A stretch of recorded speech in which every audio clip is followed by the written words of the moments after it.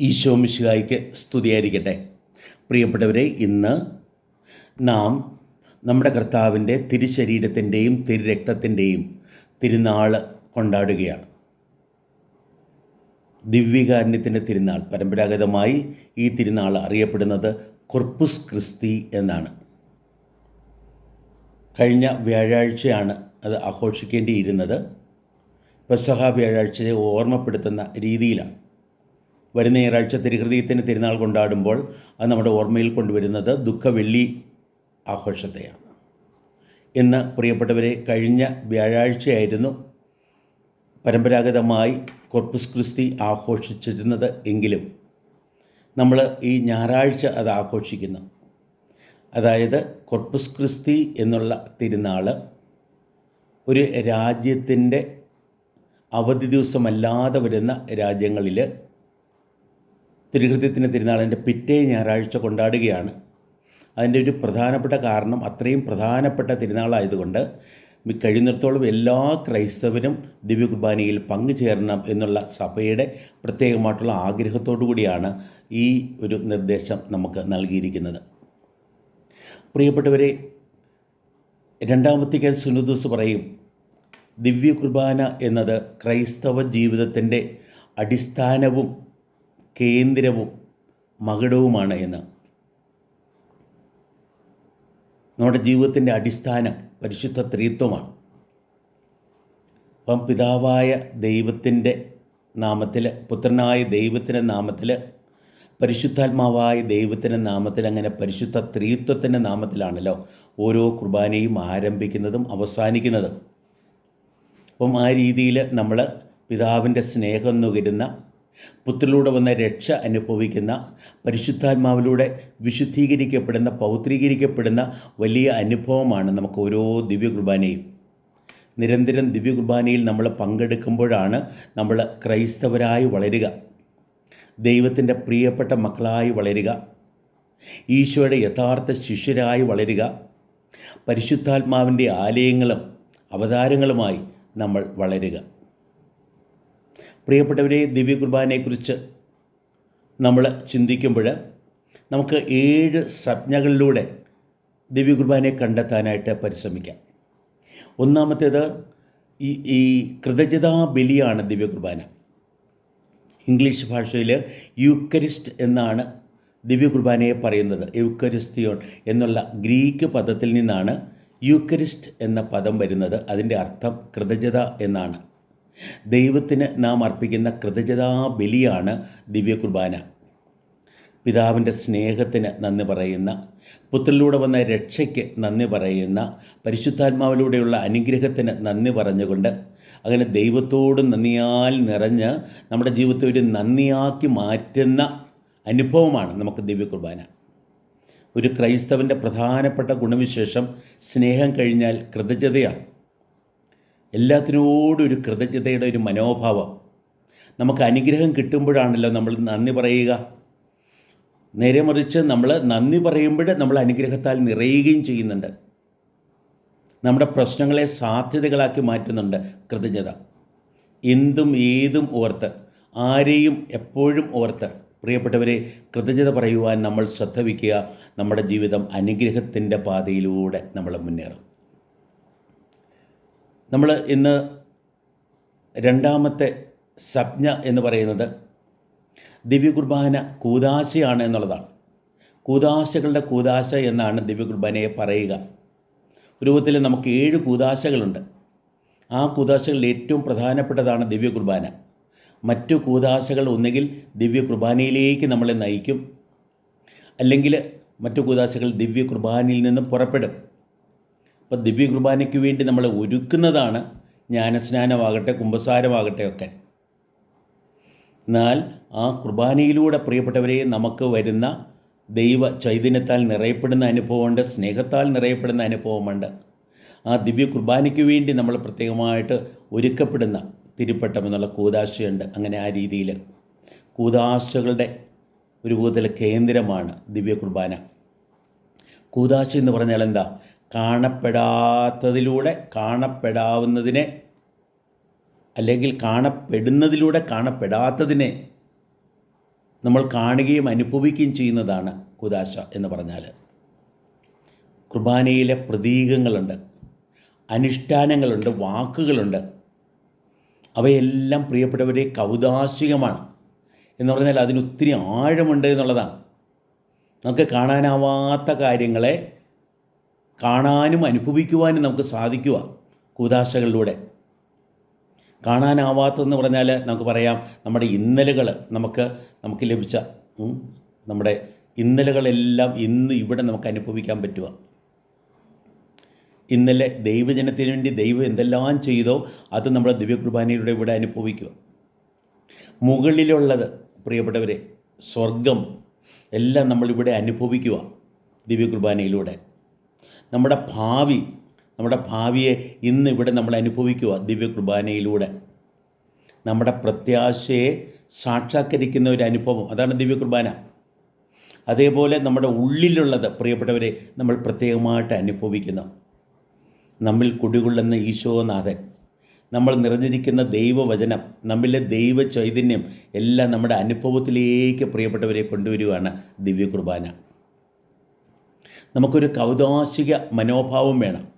എന്തിലും ഏതിലും പുറം മാത്രം കണ്ടാൽ പോരാ, അതിൻ്റെ ആഴം കാണാൻ നമ്മൾ ശ്രദ്ധിക്കണം. ആഴമാണ് ദൈവം, ആഴത്തിലാണ് സ്നേഹം, ആഴത്തിലാണ് വിജ്ഞാനം, ആഴത്തിലാണ് കൃപാവരം. അതെല്ലാം നമുക്ക് അനുഭേദ്യമാക്കുന്നു പ്രിയപ്പെട്ടവരെ ദിവ്യകുർബാനയുടെ ആ അനുഭവം. മൂന്നാമതായി ദിവ്യകുർബാന എന്ന് പറഞ്ഞാൽ അത് ഒരു ബലിയാണ്. ബലികളുടെ ബലി എന്ന് പറയാം. പഴയ നിയമത്തിലെ ബലികളെല്ലാം പൂർത്തീകരിക്കപ്പെടുന്നുണ്ട് ഈശോ കാൽവരിയിൽ അർപ്പിച്ച ബലിയിലൂടെ.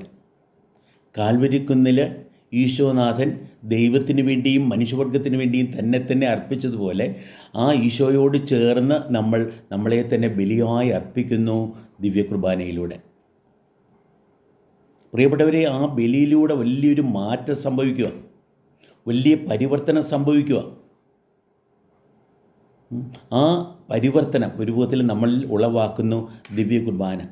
അപ്പം എല്ലാ ബലികളും, നമുക്ക് പാപപരിഹാര ബലിയുണ്ട്, കൃതജ്ഞതാ ബലിയുണ്ട്, ദഹന ബലിയുണ്ട്, അങ്ങനെ പഴയ നിയമത്തിലെ എല്ലാ ബലികളും. ഇനി നമുക്കൊരു ബലിയേ ഉള്ളൂ, അത് ഈശോയുടെ ബലിയാണ്. ആ ബലിയിൽ പ്രിയപ്പെട്ടവരെ നമ്മൾ എന്നും പങ്കുചേരുക. നമ്മൾ അതിൻ്റെ യഥാർത്ഥ അനുഭവത്തിലേക്ക് വരും വരെ, സ്വർഗത്തിലെ അനുഭവത്തിലേക്ക് വരും വരെ ദിവ്യകുർബാനയിലൂടെ പ്രിയപ്പെട്ടവരെ നമ്മൾ ഈശോയുടെ ബലിയിൽ പങ്കുചേർന്ന് മുന്നേറുക ഓരോ ദിവ്യകുർബാനയിലൂടെ. നാലാമതായിട്ട് ദിവ്യകുർബാന എന്നത് ഒരു വിരുന്നാണ്. സംതൃപ്തിയും സമൃദ്ധിയുമേകുന്ന അനുഭവമാണല്ലോ വിരുന്ന്. സ്നേഹത്തിൻ്റെയും പങ്കുവയ്ക്കലിൻ്റെയും അനുഭവമാണല്ലോ വിരുന്ന് പ്രിയപ്പെട്ടവരെ. ഒരു വിധത്തിൽ ദൈവം മനുഷ്യന് വേണ്ടി ഒരുക്കുന്ന ഏറ്റവും വലിയ വിരുന്നാണ് ദിവ്യകുർബാന. ആ വിരുന്നിൽ വിളമ്പപ്പെടുന്നത് ദൈവത്തെ തന്നെയാണ്, ഈശോയുടെ ശരീരവും രക്തവും തന്നെയാണ്. ഈശോ മുഴുവനായിട്ട് നമുക്കായിട്ട് പ്രിയപ്പെട്ടവരെ വിരുന്നായി വിളമ്പപ്പെടുക. വിരുന്നിൽ പ്രിയപ്പെട്ടവരെ വിരുന്നുകാരൻ ദൈവമാണ്. വിരുന്ന ഈശോ നമ്മുടെ ജീവിതത്തിലേക്ക് കടന്നു വരുന്ന ഒരു അനുഭവമാണ്. ഈശോയ്ക്ക് വേണ്ടി നമ്മൾ വിരുന്നൊരുക്കണം. നമ്മുടെ ജീവിതം കൊണ്ട്, നമ്മുടെ പ്രവർത്തനങ്ങൾ കൊണ്ട്, നമ്മുടെ ജീവിതത്തിലുള്ള ഫലങ്ങൾ കൊണ്ട് നമ്മൾ ദൈവത്തിന് വിരുന്നൊരുക്കണം. കാഴ്ചവെപ്പിൽ, ദിവ്യകുർബാനയിലെ കാഴ്ചവെപ്പിൽ പ്രിയപ്പെട്ടവരെ നമ്മുടെ അധ്വാനത്തിൻ്റെ ഫലം നമ്മൾ ദൈവത്തിന് അർപ്പിക്കുക. ഭൂമിയുടെ ഫലങ്ങൾ ദൈവത്തിന് അർപ്പിക്കുക. അപ്പോൾ മർത്ത കർത്താവിന് വേണ്ടി വിരുന്നൊരുക്കിയതുപോലെ, സക്കേവുസ് ഈശോയ്ക്ക് വേണ്ടി വിരുന്നൊരുക്കിയതുപോലെ, മത്തായി ഈശോയ്ക്ക് വേണ്ടി വിരുന്ന് ഒരുക്കിയതുപോലെ പ്രിയപ്പെട്ടവരെ നമ്മൾ കർത്താവിന് വേണ്ടി ഒരുക്കുന്ന വിരുന്ന്, അതാണ് ദിവ്യകുർബാന. പക്ഷെ അതോടൊപ്പം തന്നെ ദൈവം നമുക്ക് വേണ്ടി ഒരുക്കുന്ന മഹാവിരുന്നാണ് നമ്മുടെ ദിവ്യകുർബാന. പഴയ നിയമത്തിൽ ദൈവം മന്നാ പൊഴിച്ച അനുഭവം പ്രിയപ്പെട്ടവരെ, പുതിയ നിയമത്തിൽ ഈശോ 5 അപ്പം കൊണ്ട് 5000 പേരെ തീറ്റിപ്പോറ്റിയ അനുഭവം, 7 അപ്പം കൊണ്ട് 4000 പേരെ തീറ്റിപ്പോറ്റിയ അനുഭവം, ഉത്ഥിതനായ ഈശോ വന്ന ശിഷ്യന്മാർക്ക് വേണ്ടി പ്രാതലൊരുക്കിയ അതിലെ ആ അനുഭവം, ദൈവം മനുഷ്യന് വേണ്ടി ഒരുക്കുന്ന വിരുന്ന്. അങ്ങനെ പ്രിയപ്പെട്ടവരെ നമ്മുടെ ദിവ്യകുർബാനയിൽ ഈശോനാഥൻ നമ്മുടെ വിരുന്നുകാരനായി നമ്മിലേക്ക് വരുന്നു. നമ്മൾ കുർബാന സ്വീകരിക്കുമ്പോൾ കർത്താവ് നമുക്ക് വിരുന്നേകുന്നു ദിവ്യകുർബാനയിലൂടെ, തൻ്റെ ശരീരവും രക്തവും നമുക്ക് ഭക്ഷണപാനീയങ്ങളായി തന്നുകൊണ്ട്. അതോടൊപ്പം വിരുന്നും കർത്താവ് തന്നെയാണ്. കർത്താവിൻ്റെ ശരീരവും രക്തം കർത്താവ് തന്നെയാണ്. പ്രിയപ്പെട്ടവരെ, ദിവ്യകുർബാനയിലെ ആ മഹാവിരുന്നിലൂടെ നമുക്ക് വേണ്ടി വിളമ്പപ്പെടുന്നത്. അഞ്ചാമതായി, ദിവ്യകുർബാന ഒരു ഉടമ്പടിയാണ്. നമുക്കറിയാം, ബൈബിൾ മുഴുവനും ഉടമ്പടിയുടെ അനുഭവമാണ്. നോഹയുമായി ചെയ്ത ഉടമ്പടി, അബ്രഹാമുമായി ചെയ്ത ഉടമ്പടി, മോശയുടെ നേതൃത്വത്തിൽ ഇസ്രയേൽക്കാരുമായി ചെയ്ത ഉടമ്പടി, ദാവീദുമായി ചെയ്ത ഉടമ്പടി, ആ ഉടമ്പടികളുടെ എല്ലാം പൂർത്തീകരണം പോലെയാണ് ഈശോയിലൂടെ വന്ന ആ ഉടമ്പടി. കാൽവരി കുന്നിൽ ദൈവം തൻ്റെ പ്രിയപുത്രനിലൂടെ നമ്മളുമായി ചെയ്ത ഉടമ്പടി. ആ ഉടമ്പടിയുടെ അനുഭവമാണല്ലോ പെന്തക്കോസ്ത. ആ ഉടമ്പടിയുടെ നവീകരണ അനുഭവമാണല്ലോ പെന്തക്കോസ്ത. ഈശോ തൻ്റെ നിയമം നമുക്കായിട്ട് തരുന്നു, തൻ്റെ വാഗ്ദാനം നമുക്കായി തരുന്നു, നമ്മളുമായിട്ട് ആഴത്തിൽ ബന്ധപ്പെടുന്നു. അപ്പോൾ ഉടമ്പടി എന്ന് പറഞ്ഞാൽ ആ ബന്ധപ്പെടലാണ്. ദൈവവുമായി നമ്മളെ പൂർണ്ണമായും ബന്ധപ്പെടുത്തുന്ന, മറ്റു മനുഷ്യരുമായി നമ്മളെ ബന്ധപ്പെടുത്തുന്ന ഉടമ്പടിയുടെ അനുഭവമാണ് പ്രിയപ്പെട്ടവരെ നമ്മുടെ ഓരോ ദിവ്യകുർബാനയും. നവീനവും സനാതനവുമായ ഉടമ്പടിയുടെ രക്തമാണല്ലോ ദിവ്യകുർബാനയിൽ നമ്മൾ അനുഭവിക്കുക. ആറാമതായി പ്രിയപ്പെട്ടവരെ, ദിവ്യകുർബാന എന്നത് അത് പെസഹായാണ്. പെസഹ എന്ന് പറഞ്ഞാൽ കടന്നുപോക്കാണ്. ഇസ്രയേൽക്കാർ ഈജിപ്തിലെ അടിമത്തത്തിൽ നിന്ന് വാഗ്ദത്ത ഭൂമിയിലേക്ക് കടന്നുപോയ അനുഭവം, അടിമത്തത്തിൽ നിന്ന് സ്വാതന്ത്ര്യത്തിലേക്ക്. പ്രിയപ്പെട്ടവരെ, അസത്യത്തിൽ നിന്ന് സത്യത്തിലേക്ക്, അന്ധകാരത്തിൽ നിന്ന് പ്രകാശത്തിലേക്ക്, മരണത്തിൽ നിന്ന് ജീവനിലേക്ക് കടന്നു പോകുന്ന അനുഭവമാണ് നമ്മുടെ ഓരോ ദിവ്യകുർബാനയും. അത് നമുക്ക് എപ്പോഴും പ്രിയപ്പെട്ടവരെ വലിയൊരു പെസഹ അനുഭവമാകട്ടെ. നമ്മുടെ രോഗത്തിൽ നിന്ന് ആരോഗ്യത്തിലേക്ക്, നമ്മുടെ അസ്വസ്ഥതയിൽ നിന്ന് സമാധാനത്തിലേക്ക്, നമ്മുടെ ദുഃഖത്തിൽ നിന്ന് സന്തോഷത്തിലേക്ക്, നമ്മുടെ ശാപങ്ങളിൽ നിന്ന് അനുഗ്രഹത്തിലേക്ക് പ്രിയപ്പെട്ടവരെ നമ്മൾ കടന്നു വരുന്ന അനുഭവമാണ് നമുക്ക് ഓരോ ദിവ്യകുർബാനയും. കർത്താവ് ഈ ദിവ്യകുർബാന സ്ഥാപിച്ചത് പെസഹ അനുഭവത്തിലാണല്ലോ, പെസഹ രാത്രിയിലാണല്ലോ. ആ പെസഹ നമ്മളെ ഓർമ്മപ്പെടുത്തുക, നമ്മൾ കടന്നു പോകേണ്ടവരാണ്. നമ്മുടെ നമ്മിൽ നിന്ന് നമ്മൾ കടന്നു പോകണം കർത്താവിലേക്ക്. നമ്മുടെ ലോകത്തിൽ നിന്ന് സ്വർഗത്തിലേക്ക് കടന്നു പോകണം. നമ്മുടെ എല്ലാത്തരം വിഷമതകളിൽ നിന്ന് പ്രിയപ്പെട്ടവരെ അനുഗ്രഹത്തിൻ്റെ അനുഭവത്തിലേക്ക് നമ്മൾ കടന്നു പോകണം. അങ്ങനെ നമ്മളെ കടത്തിവിടുന്ന അനുഭവമാണ് നമുക്ക് ഓരോ ദിവ്യകുർബാനയും. ഏഴാമതായി പ്രിയപ്പെട്ടവരെ, നമുക്ക് ദിവ്യകുർബാനയുണ്ടല്ലോ ഏറ്റവും വലിയ സ്മാരകമാണ്. ഈശോ പറയുന്നുണ്ട്, ഇന്നത്തെ നമ്മൾ രണ്ടാമത്തെ വായനയിലതാ കേട്ടത്, എൻ്റെ ഓർമ്മയ്ക്കായി ഇത് നിങ്ങൾ ചെയ്യുവിൻ. നിങ്ങളിത് ചെയ്യുമ്പോഴെല്ലാം എന്നെ ഓർക്കുവിൻ. ഞാൻ നിങ്ങൾക്ക് വേണ്ടി എന്തെല്ലാം ചെയ്തു എന്നത് ഓർക്കുവിൻ. എനിക്ക് നിങ്ങളോടുള്ള പ്രത്യേകമായ സ്നേഹം ഓർക്കുക. ഞാൻ നിങ്ങൾക്ക് നേടിത്തന്ന ആ രക്ഷയുടെ അനുഭവത്തെ ഓർത്ത് അനുഭവിക്കുക. ആ രീതിയിൽ പ്രിയപ്പെട്ടവരെ നമ്മൾ ഇങ്ങനെ ഓർക്കുക. ഒരു വിധത്തിലുണ്ടല്ലോ, ഓരോ ദിവ്യകുർബാനയിലും പങ്കുചേരുമ്പോൾ ഈശോയുടെ ജീവിതത്തിലൂടെ നമ്മൾ മുന്നേറുക.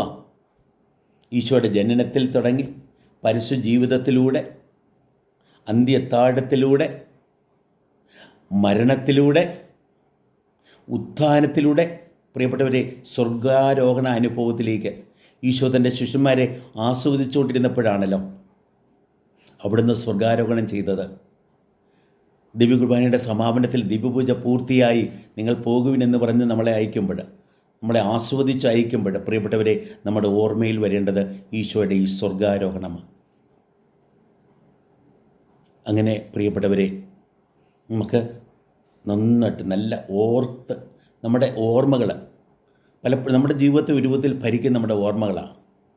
നമ്മൾ പലപ്പോഴും വേണ്ടാത്ത ഓർമ്മകളിൽ കുടുങ്ങിക്കിടക്കുന്നുണ്ട്.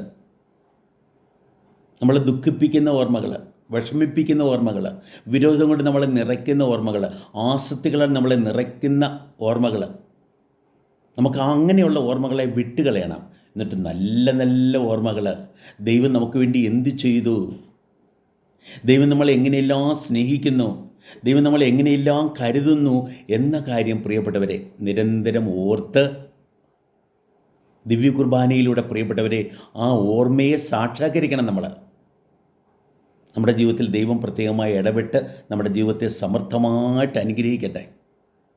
എന്ന് പ്രിയപ്പെട്ടവരെ, ഈ ദിവ്യകാരുണ്യ തിരുനാൾ നമ്മൾ കൊണ്ടാടുമ്പോൾ ദിവ്യ കുർബാനയിലൂടെ ദൈവത്തിൻ്റെ മഹാകരുണയെ അപ്പം പോലെ നമുക്ക് നുണഞ്ഞിറക്കാം. നമുക്ക് കർത്താവിനോട് കൂടെ ആയിരിക്കുവാൻ തയ്യാറാകാം. കർത്താവിൻ്റെ കൃപാവരം നമ്മിലേക്ക് സമർത്ഥമായിട്ട് വർഷിക്കപ്പെടട്ടെ. ഈ ദിവ്യ കുർബാനയിൽ പങ്കുചേർന്നുകൊണ്ട് നമുക്ക് പിതാവിൻ്റെ സ്നേഹം നുകരാം, പുത്രനിലൂടെ വന്ന രക്ഷ അനുഭവിക്കാം, പരിശുദ്ധാത്മാവിലൂടെ വരുന്ന കൃപകൾ അനുഭവിച്ചുകൊണ്ട് നിരന്തരം ദൈവത്തെ മഹത്വപ്പെടുത്തി ദൈവമക്കളായി ഈശോയുടെ ശിഷ്യരായി ലോകത്തിൽ കർത്താവിന് സാക്ഷ്യം വഹിച്ച് ജീവിക്കുവാൻ ശ്രദ്ധിക്കാം. ദൈവം നമ്മെ സമർത്ഥമായി അനുഗ്രഹിക്കട്ടെ. ആമേൻ.